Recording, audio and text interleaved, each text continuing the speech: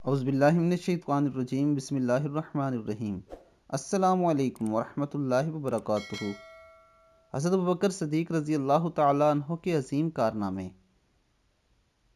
Number 1، اسلام قبول کرنے کے بعد پہلے ہی دن تبلیغ دین اور اشاعت اسلام کی خدمت میں مشغول ہو گئے، اور آپ رضی اللہ تعالیٰ عنہ کی برکت سے عشرہ مبشرہ میں سے 5 صحابہ اکرام حضرت عثمان غنی رضی اللہ تعالیٰ عنہ، زبیر بن عوام رضی اللہ تعالیٰ عنہ، عبد الرحمن بن عوف رضی اللہ تعالیٰ عنہ، سعد بن ابی وقاص رضی اللہ تعالیٰ عنہ اور طلحہ بن عبید اللہ رضی اللہ تعالیٰ عنہ مشرف با اسلام ہوئے۔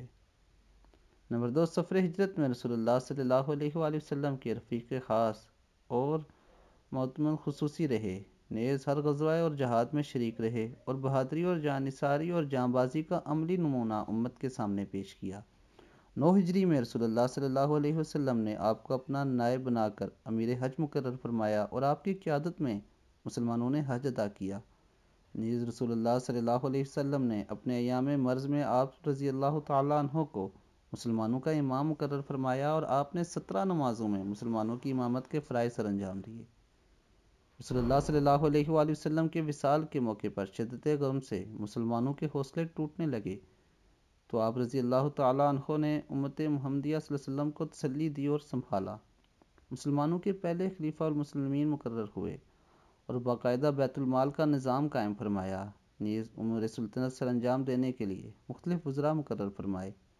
مشکل اور کٹن حالات میں حضرت اسامہ رضی اللہ تعالیٰ عنہ کا لشکر روانہ فرما کر اسلامی سرحدوں کی حفاظت کی، نبوت کے جھوٹے دعوے داروں کے فتنوں کی سرکوبی کی، مرتدین اور زکوٰۃ کا انکار کرنے والوں کے خلاف جہاد کیا اور ان کا قلعہ کما کیا۔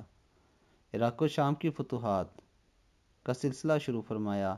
حضرت ابوبکر صدیق رضی اللہ تعالیٰ عنہ نے فاض قرآن کی شہادتوں کے بعد قرآن مجید جمع کرنے کی خدمت حضرت زید بن ثابت رضی اللہ تعالیٰ عنہ کے سپرد فرمائی۔